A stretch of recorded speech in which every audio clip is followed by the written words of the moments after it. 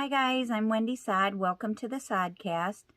Tonight I have another great video for you.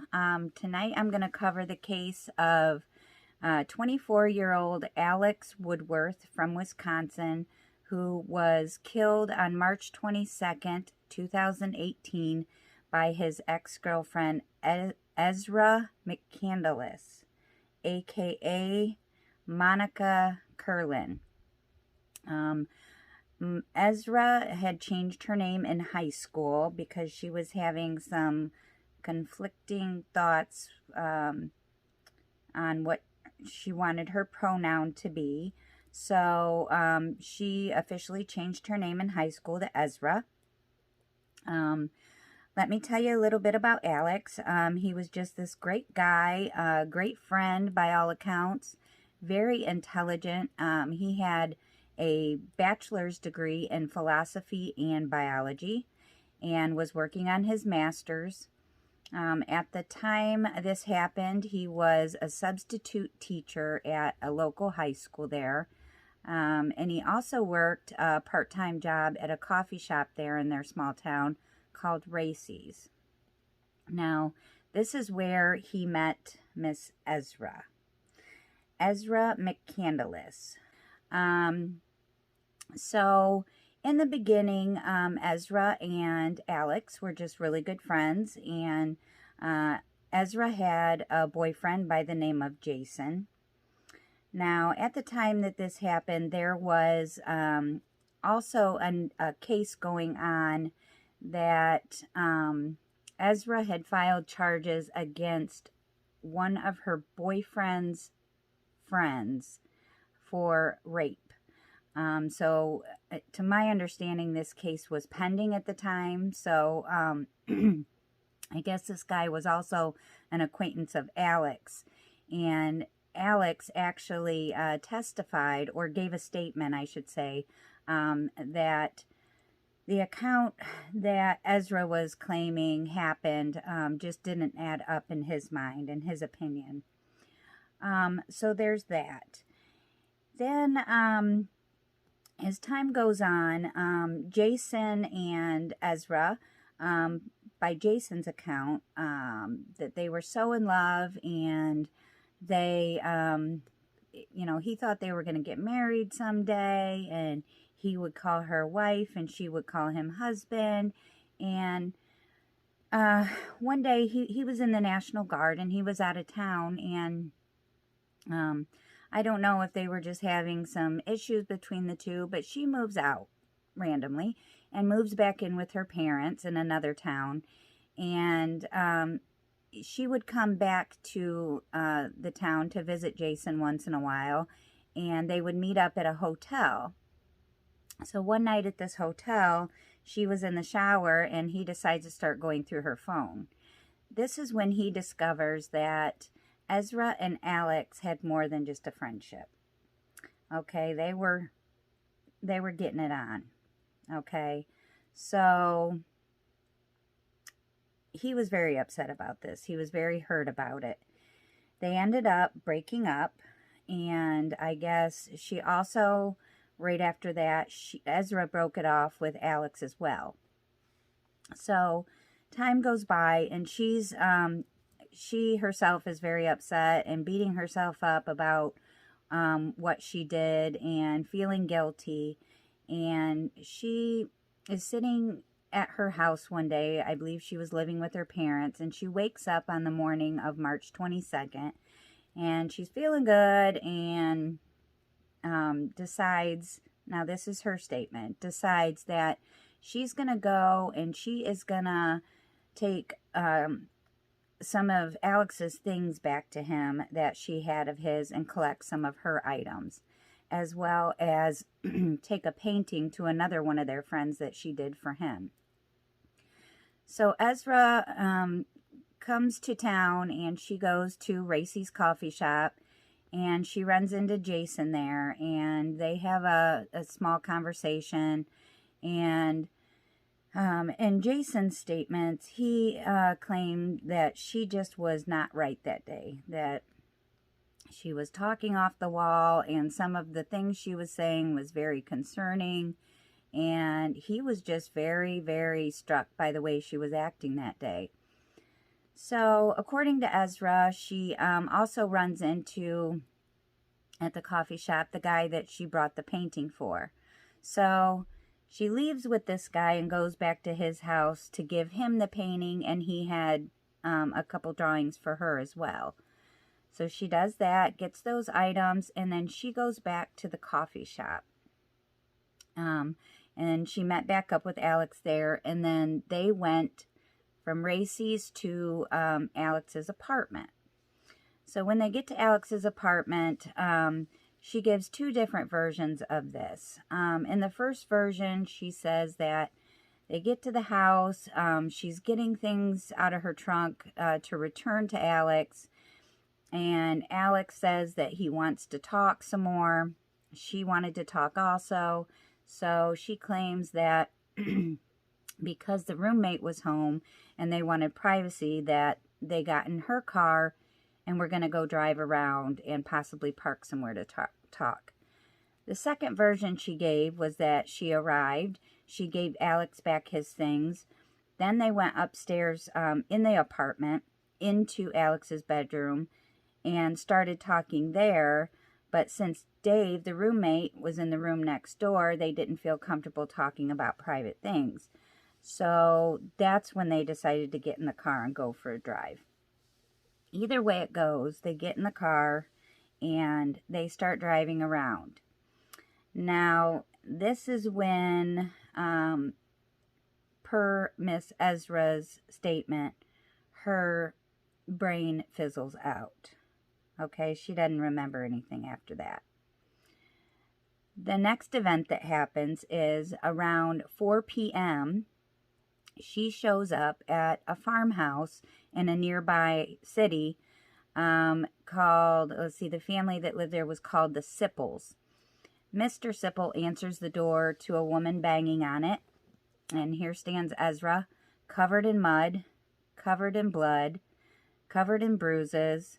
Her sweater had been cut, and she was just distraught, okay, claiming, I don't know what happened.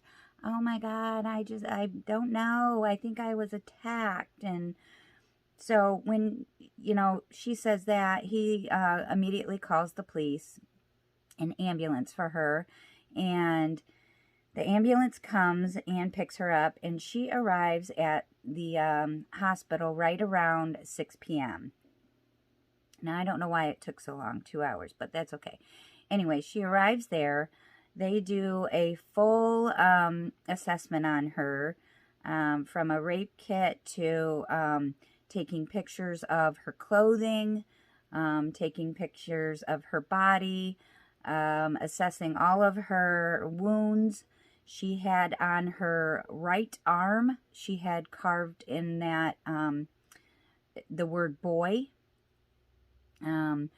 And so the nurse there documented all this by photographing it. So after she was done there, she was taken to the police department where an officer began the interrogation. So at this point, they don't know anything. All they know is they have this girl. She's has a few superficial wounds to her, and she's claiming that she was talking to Alex, and then they drove, and then boof, she doesn't remember. And oh my gosh, I wish I could remember. I wish I could remember what happened. My memory is just so bad. Crap. So he starts grilling her about, asking her about the carving on her arm, and she says that she didn't remember right away how it got there, and she's just really vague about stuff, and says that when she was at Alex's house, they were talking about the past situation, about, them sleeping together, and did he feel as awkward as she did, and all these things. And I guess it was brought up about the pending rape case with the mutual friend of theirs, that words were, exchanged about that he was going to be testifying in it. And she said that someone at Racy's coffee shop was writing profanities and writing her phone number on the bathroom walls and writing nasty things about her. And she was questioning him about that, if that was, you know, him doing it or if he knew who did it, you know, and just trying to get to the bottom of that situation. So this is what she said they talked about. And she said he mainly stayed quiet. He didn't say a whole lot. She just got the vibe from him that he was really upset that they couldn't be together and, you know, all this stuff. So this interrogation goes on, and she's, the rest of that day, she's still claiming that, you know, she just can't remember, and hopefully the therapist that she sees will help her get her memory back, and that hopefully they can get her on some good medication to help her with her problems. And, you know, she's already setting up a defense here, sounds like to me. So her not claiming to know anything, where Alex is, where her car is, anything like that, they let her go back to her jail cell for the evening. And the following day, they decide to go out and talk to the farmer, Mr. Sipple, where Ezra showed up the previous day on his doorstep. And as the police are coming down this road, they see another dirt road off to the side where they see foot tracks, right? And so they turn off there before they even get to the farmer's house. And this is where they find Ezra's car. Now, you can see in this picture that Ezra's car is very recognizable, that there's no other car like it in the world. I mean, she hand painted this thing. She was a wonderful artist, and I don't know if I would use my car as a, you know, canvas or not, but she did, whatever. She painted a big bird on the top of it and just stuff all over it. Anyway, so they pull up, and what they see hanging out of the back seat is the body of 24-year-old Alex. His butt is kind of on the car seat, and the rest of his body is kind of slumped out of the car. Now, they said during their search of the car that most of the blood was on the outside of the car. They could not tell immediately, you know, the extent of his injuries, but he was dead on arrival.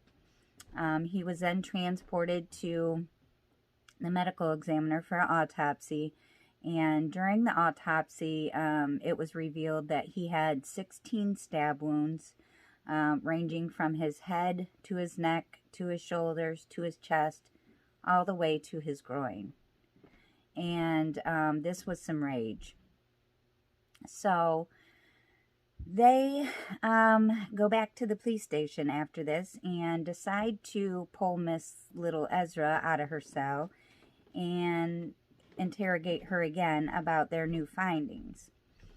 So when they do this, Ezra's memory slowly comes back, and she, oh yeah, well, I do remember some of that. It's all coming back to me now. And she claims that they were talking, and he was becoming very upset that they weren't gonna stay together, and he pulls a knife on her.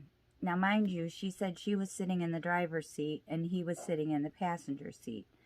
And he reaches over and he grabs her arm and he carves the word boy in it.